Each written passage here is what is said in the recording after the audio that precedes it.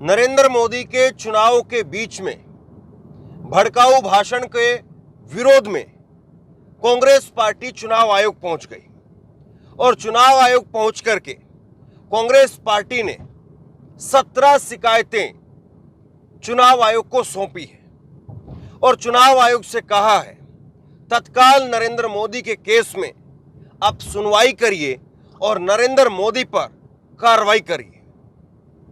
क्या क्या कांग्रेस पार्टी ने इसमें कहा है और आखिरकार कांग्रेस पार्टी इसमें सूरत के इलेक्शन को लेकर के क्यों कह रही है कि इसको रद्द कर दिया जाना चाहिए। एक बार कांग्रेस की प्रेस कॉन्फ्रेंस हम सुनते हैं। कांग्रेस ने अब से चंद मिनट पहले चुनाव आयोग के बाहर प्रेस कॉन्फ्रेंस की है चुनाव आयोग से मिलने के बाद, जिसमें कांग्रेस की तरफ से अभिषेक मनु सिंघवी सुप्रीम कोर्ट के लॉयर और कांग्रेस के नेता गुरदीप सप्पल ये पहुंचे थे और उन्होंने चुनाव आयोग से मुलाकात की। चुनाव आयोग से मुलाकात करके मोदी पर त्वरित कार्रवाई की मांग की है और उसके बाद प्रेस कॉन्फ्रेंस में क्या क्या बाहर आकर के बताया है, आइए सुनते हैं। 17 कंप्लेंट्स हैं हमारी चार्ट में, 17। मैं सिर्फ 3 या 4 के बिंदु बताऊंगा आपको समय बचाने के लिए। सभी बहुत गंभीर हैं और सभी हमारे मूल सिद्धांत जो इस स्वतंत्र भारत के हैं उनका उल्लंघन करते हैं, उन पर आघात लगाती हैं। इसलिए ये आवश्यक है कि जिसको हमने संवैधानिक रूप से एक पुलिसमैन बनाया है, संरक्षक बनाया है इस पर्टिकुलर क्षेत्र का, अधिकार क्षेत्र का, वो तुरंत ठोस, सही और स्पष्ट एक्शन ले, क्योंकि ये हमारे संविधान के सभी आत्मा के जितने भी प्रावधान हैं उनके बारे में है। सबसे पहले है हमारी कंप्लेंट नंबर 17। इस देश के, और मैं बहुत आदर के साथ कहता हूँ, हमारे प्रधानमंत्री भी हैं, इस देश के प्रधानमंत्री हैं और मैं वास्तव में उनका आदर करता हूँ क्योंकि बहुत मुखर वक्ता है, प्रखर वक्ता है। मैं हाथ जोड़ के उनसे कहूँगा कि उन्होंने इस प्रकार का वक्तव्य कैसे दिया, नहीं देना चाहिए और चुनाव आयोग को इसके ऊपर तुरंत एक्शन लेना चाहिए। ये वक्तव्य आप सभी जानते हैं, ये उनके ऑफिशियल हैंडल पे छपा हुआ है, प्रकाशित है। ये कल परसों कैंपेन के दौरान राजस्थान में कहा गया। इसमें मैं इसको भद्दा मानता हूँ, मैं इसको दोहराऊंगा नहीं, लेकिन इसके 4-5 तत्व आपको याद दिलाऊंगा जिसको हमने पूरी तरह से चुनाव आयोग के सामने रखा। इसमें एक समुदाय एक धर्म का स्पष्ट नाम के साथ विवरण है, स्पष्ट नाम के साथ। नंबर 2, ये बड़े स्पष्ट रूप से कहा गया है कि वो समुदाय इस देश की अल्प रिसोर्सेज को हड़प सकता है, हड़प लेगा, कांग्रेस उनको दे देगी इस प्रकार के अल्प रिसोर्सेज उस समुदाय, उस धर्म को। नंबर 3, उस समुदाय और उस धर्म को घुसपैठियों के साथ बराबर में जोड़ा गया है। ये बड़े स्पष्ट शब्द है, प्रकाशित शब्द हैं, आपके सब चैनल्स पे हैं, आपके सब प्रकाशन में हैं। नंबर 4, ये कहा गया है कि इसका आघात भारत के हिंदू धर्म के कई जो बहुत स्थापित सिंबल्स हैं, मंगलसूत्र एक उदाहरण है, उस पर आघात हो सकता है। मैं वापस हाथ जोड़कर कहूँगा कि इतने बड़े ओहदे के चीफ एग्जीक्यूटिव इस देश के माननीय प्रधानमंत्री, हम सबके प्रधानमंत्री, उन्होंने सीधा उल्लंघन किया है, सीधा उल्लंघन किया है 123, जो किसी रूप से धर्म के आधार पर कोई वक्तव्य अलाउ नहीं करता है चुनाव के वक्त। नंबर 2, चुनाव आयोग के बारंबार सर्कुलर्स का उल्लंघन है। उसका आखिरी सर्कुलर 2024 का, वो भी ये कहता है कि किसी रूप से परोक्ष हो या सीधा हो, आप धर्म के आधार पे ऐसा कोई आक्षेप या एक संकेतात्मक रूप से भी, या तो सीधा है, नहीं कर सकते। नंबर 3, उन्होंने भारतीय संविधान की अस्मिता पे आघात किया है। भारतीय संविधान एक गौरवशाली संविधान है जो बोम्माई केस के पहले से कहता है, पहले से, कि धर्मनिरपेक्षता, पंथ निरपेक्षता हमारे संविधान के मूल ढांचे का एक अभिन्न अंग है। मूल ढांचे का अभिन्न अंग होने का मतलब होता है कि संविधान संशोधन द्वारा भी उसको आप नहीं बदल सकते। अगर ये बात है तो आप समतल ज़मीन के लिए लेवल प्लेइंग फील्ड, गणतंत्र लोकतंत्र के लिए डेमोक्रेसी, ये सब एक अभिन्न अंग है मूल ढांचे के। आप इस प्रकार के आपसी वैमनस्य के वक्तव्यों द्वारा इसको बिल्कुल नॉन समतल, नॉन लेवल प्लेइंग फील्ड बना रहे हैं और इसका इलाज सिर्फ चुनाव आयोग के पास है। इसलिए जो आप और मैं कह रहा हूँ ये कि इसमें भारत की क्रेडिबिलिटी का सवाल है, हमारे संविधान की क्रेडिबिलिटी का सवाल है, हमारे प्रधानमंत्री के पद की क्रेडिबिलिटी का सवाल है, हमारे चुनाव आयोग के क्रेडिबिलिटी का सवाल है। इसलिए आप वो सब जो करते हैं, जो आम आदमी के विषय में करते हैं, वो प्रतिबंध आपको लगाना पड़ेगा, चाहे कोई कितना बड़ा हो, चाहे कोई कितना छोटा हो। ये देश के एक संवैधानिक अस्मिता का प्रश्न चिन्ह है, पर प्रश्न चिन्ह है। तो ये तो सबसे अहम मुख्य पहली कंप्लेंट। हमारी दूसरी याचिका है, जो आपने तस्वीरें लगाई हैं अपने सत्तारूढ़ पार्टी की ऑफिशियल हैंडल्स में, गुजरात में विशेष रूप से, वो सिर्फ धर्म की बात करते हैं।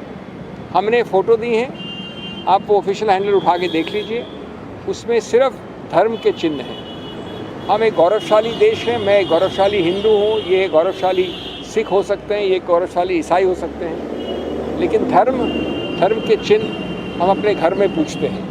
हम अपने ऑफिशियल हैंडल में लगाकर उसके आधार पर वोट मांगने नहीं जाते हैं। ये हमारा दूसरा याचिका है, विस्तार से है, फोटोओं के साथ है, व्यापक है। ये उन्हीं प्रावधानों का उल्लंघन है जो माननीय प्रधानमंत्री ने अपने पहले वाले हमारी कंप्लेंट के विषय में किए। तीसरा एक बहुत ही विचित्र उल्लंघन देखा हमने, जो सिर्फ गैर कानूनी हस्तक्षेप और गलत रूप से दुष्प्रभाव डालने वाला हस्तक्षेप है। हमने ऐसा कभी सुना नहीं, कभी हुआ नहीं। मैंने अंदर माननीय आयोग को जेम्स बॉन्ड की कहानी बताई कि पहली बार तो तुक्का होता है, दूसरी बार कोइंसिडेंस होता है। अगर वही चीज़ तीसरी बार हो तो उसको शत्रु का एक्शन कहा जाता है। सूरत में ये बात बारंबार हुई है, ये कोइंसिडेंस नहीं है, ये शत्रु का एक्शन है। क्या हुआ? एक साथ 4 प्रस्तावक कांग्रेस कैंडिडेट के खड़े होकर बोलते हैं कि ये हस्ताक्षर हमारे नहीं हैं। चुनाव के एक दिन पहले ये कहा जाता है। उसके बाद कुछ समय तक जो कैंडिडेट है सूरत से, वो भी लापता होते हैं, मिलते नहीं हैं। अब सबसे रोचक, जो कोइंसिडेंस नहीं हो सकता, जितने और पार्टियों के जितने कैंडिडेट्स हैं सूरत से, सब विड्रॉ कर जाते हैं। ये ऐसा अजूबा तो हमने देखा नहीं। सूरत का कैंडिडेट इतना प्रभावशाली है कि कोई उसके विरुद्ध खड़े होकर तैयार नहीं। खड़े होने के बाद, नामांकन पत्र भरने के बाद, तो इसलिए हमने कहा है चुनाव आयोग से कि ये आपने चुनाव के धरातल को नॉन लेवल प्लेइंग फील्ड बना दिया है, समतल ज़मीन नहीं छोड़ी है। ये चुनाव पिटिशन का मामला नहीं है, इसमें आपका एक ही हल है, ऐसे कारनामों का फ़ायदा न उठा पाए कोई, इसलिए अति आवश्यक है कि आप स्थगित करें चुनाव सूरत में और चुनाव की नई तारीख दें, जिससे ये संदेश बड़ा स्पष्ट जाए कि अगर मैं इस प्रकार के दुष्प्रभाव से इनको इफ़ेक्ट करता हूँ या इनको इफ़ेक्ट करता हूँ, वोटर हो या कैंडिडेट हो, उसका फ़ायदा मैं नहीं ले सकता। इसलिए इस चुनाव को स्थगित करने की हमने मांग की। 5वां उदाहरण आता है, हमने कंप्लेंट की है न्यूज़ 18 के एक एंकर चैनल ऑपरेटर जो चलाते हैं प्रोग्राम्स, सूर्य तिलक से राज तिलक नाम से उनका एक प्रोग्राम है, उनको लिखित कंप्लेंट दी है अमीश देवगन के विषय में। आप लोग सब पत्रकार हैं, आप लोग सब यूट्यूब में जाना जानते हैं, आप उनका वो प्रोग्राम देख लीजिए। हमने लिंक दी है चुनाव आयोग को। वो इतना भद्दा है, वो इतना उत्तेजनापूर्ण है, वो इतना आपसी वैमनस्य फैलाता है, वो इतना धार्मिक है, वो इतना गैर कानूनी है, वो इतना धर्मनिरपेक्षता और पंथ निरपेक्षता के विरुद्ध है कि हमारा पूरा शर्म से माथा झुक जाए। हमने तुरंत प्रतिबंध के लिए कहा है इसी महान व्यक्ति के विरुद्ध पहले कंप्लेंट्स हो चुकी हैं, निर्णय आ चुके हैं, लेकिन इस वक्त एक प्रयत्नशील काम हो रहा है कि चुनाव में जितना माइलेज निकाल सको गैर कानूनी काम से उतना निकाल लो, बाद में देखी जाएगी। कि बाद में देखी जाए पे तुरंत प्रतिबंध लगाने के लिए आवश्यक है कि इसको रोका जाए, और वो हमने हमारी चौथी कंप्लेंट में किया है। अंतिम बात जो मैंने कही, और मेरे मित्र अभी एक दो और आपको उदाहरण देंगे, जो अंतिम बात मैंने की वो थी कि माननीय राहुल गांधी जी कर्नाटक के उस क्षेत्र में कैंपेन करेंगे जब दूसरा कर्नाटक का क्षेत्र जो है वो साइलेंस पीरियड में होगा। यानी एक क्षेत्र में कर्नाटक में चुनाव हो गए, वो साइलेंस पीरियड में चला गया है, मौन व्रत के पीरियड में, और दूसरे पीरियड में जहाँ की अलग अलग चरणों के चुनाव हैं वहाँ पर कैंपेनिंग अनुमति है, अलाउड है। तो हमने स्पष्टीकरण मांगा है कि चुनाव आयोग राहुल गांधी जी को उन क्षेत्रों में चुनाव अभियान करने का पूरा अनुमति दें। ये सभी हमारे बाकी 15 या 14 कंप्लेंट्स के साथ विवरण किया है, लिखित दिया है, कंप्लेंट दी है, प्रावधान दिए हैं, फोटोग्राफ दिए हैं, याचिकाएं दी हैं, और उसके बाद अब हम समझते हैं कि ट्रायल पे न ये लोग हैं न हम हैं, ट्रायल पे चुनाव आयोग है। दोस्तों, एक मुद्दा जो हमने 20 दिन पहले 2 अप्रैल को इलेक्शन कमीशन को उसकी शिकायत की थी कि दिल्ली में बहुत सारे होर्डिंग ऐसे लगे जिन पे कोई नाम नहीं था, लेकिन अलग अलग नेताओं के, अपोजिशन के जो नेता हैं उनके कैरिकेचर बना के होर्डिंग लगाए गए थे, जो कानूनन गलत है, इलेक्शन कमीशन की गाइडलाइंस के अनुसार गलत है। 2 अप्रैल को हमने ये शिकायत की थी। 16 अप्रैल को चुनाव आयोग ने ये फैसला दिया था कि ये होर्डिंग हटाए जाएं। आज 22 अप्रैल तक ये होर्डिंग नहीं हटाए गए। ये सुप्रीम कोर्ट के इलाके में लगे हैं, ये हाई कोर्ट के इलाके में लगे हैं, ये चुनाव आयोग के पास लगे हैं, लेकिन चुनाव आयोग के फैसले के बाद आज 20 दिन बाद भी ये होर्डिंग नहीं हटाए जा रहे।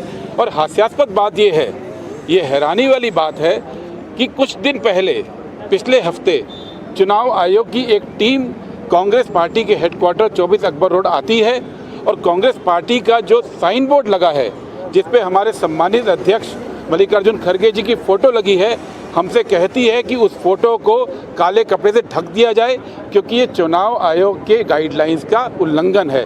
यानी कांग्रेस पार्टी अपना साइन बोर्ड भी छुपाए, और वो बोर्ड, वो होर्डिंग जो मोदी जी के लगे हैं, वो होर्डिंग जो भारतीय जनता पार्टी ने लगाए हैं बिना नाम के, जिसके खिलाफ चुनाव आयोग आदेश दे चुका है, आज 20 दिन बाद भी वो होर्डिंग लगे हुए हैं। हमने इलेक्शन कमीशन से आज इस बात को दोबारा उठाया।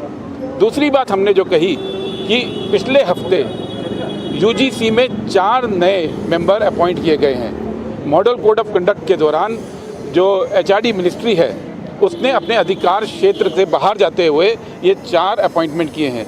आपको याद होगा पिछले हफ्ते भी हमने एक और मुद्दा उठाया था जिसमें सूचना प्रसारण मंत्रालय चुनाव आयोग के गाइडलाइंस के अगेंस्ट जाकर मॉडल कोड ऑफ कंडक्ट के दौरान बहुत सारे यूट्यूब चैनल्स, बहुत सारे प्लेटफॉर्म, सोशल मीडिया प्लेटफॉर्म, और बहुत सारे लोगों के वक्तव्यों को हटाने का ट्विटर से और फेसबुक और मेटा से हटाने की बात कर रही है। ये अधिकार हमने कहा था कि आईएनबी मिनिस्ट्री को चुनाव के दौरान नहीं हो सकता। चुनाव आयोग ने हमसे कहा था कि चुनाव आयोग की ये राय है कि सेक्शन 69 और सेक्शन 79 आईटी एक्ट का है, उसका उपयोग चुनाव के दौरान नहीं करना चाहिए, लेकिन चुनाव आयोग ने अभी तक सूचना प्रसारण मंत्रालय को रोकने का कोई आदेश नहीं दिया। और पिछले हफ्ते आप जानते हैं वो चैनल्स जिन्होंने ईवीएम की बात की, वो चैनल जिन्होंने इलेक्टोरल बॉन्ड की बात की, उन चैनल को मोनेटाइज करने से रोका गया है। वो जो ऐड उनको मिलता है लोगों से, उन ऐड को दबाने की कोशिश की गई है। हम इलेक्शन कमीशन से एक बार फिर अपील कर रहे हैं कि जैसे पूरे देश के अंदर कोई कानून व्यवस्था की एजेंसी, कोई मंत्रालय, कोई अधिकारी अपने आप फैसले नहीं ले सकता, उसको चुनाव आयोग की अनुमति लेनी होती है, वही चीज़ एमएचआरडी मिनिस्ट्री और सूचना प्रसारण मंत्रालय के बारे में भी लागू करना चाहिए। फ्रीडम ऑफ स्पीच को बरकरार रखना चाहिए और ये इंश्योर करना चाहिए चुनाव आयोग को कि कोई भी सरकारी मंत्रालय इस दौरान कोई आदेश न दे पाए। कांग्रेस पार्टी यहां पर सीधे तौर पर कह रही है कि प्रधानमंत्री पर कार्रवाई होनी चाहिए। जब पत्रकारों ने पूछा कि क्या कार्रवाई होनी चाहिए, क्या उनको बैन कर दिया जाना चाहिए, तो उन्होंने कहा कि हम वही कार्रवाई चाहते हैं जो अगर यही बयान नरेंद्र मोदी की बजाय किसी अगर और पार्टी के नेता ने बोला होता और चुनाव आयोग उस पर जो कार्रवाई करता, वही कार्रवाई आप इसमें करिए। और कार्रवाई भी बहुत छोटी चीज है। नरेंद्र मोदी जी ने जो कहा है उसके सामने धारा 123, 153 ए, इसका सीधा उल्लंघन नरेंद्र मोदी ने किया है और चुनाव के बीच में ये करना जेल तक पहुंचा सकता है। अब सबसे बड़ा सवाल यही है कि चुनाव आयोग क्या इसमें कार्रवाई करेगा? चुनाव आयोग से सीधे तौर पर कांग्रेस ने मांग की है कि लेवल प्लेइंग फील्ड आप लोगों को दिखाएं, बताएं कि हाँ वाकई लेवल प्लेइंग फील्ड है। और अगर लेवल प्लेइंग फील्ड आप नहीं दे पा रहे हैं तो फिर चुनाव में निष्पक्षता नहीं रहेगी। इसीलिए आप चुनाव में कार्रवाई करिए और चुनाव में कार्रवाई करके लोगों को भरोसा दिलाइए। बड़ी महत्वपूर्ण जो है कांग्रेस ने यहाँ पर जो है वो मांग रखी है। अब देखना यही है, गेंद अब चुनाव आयोग के पाले में चली गई है।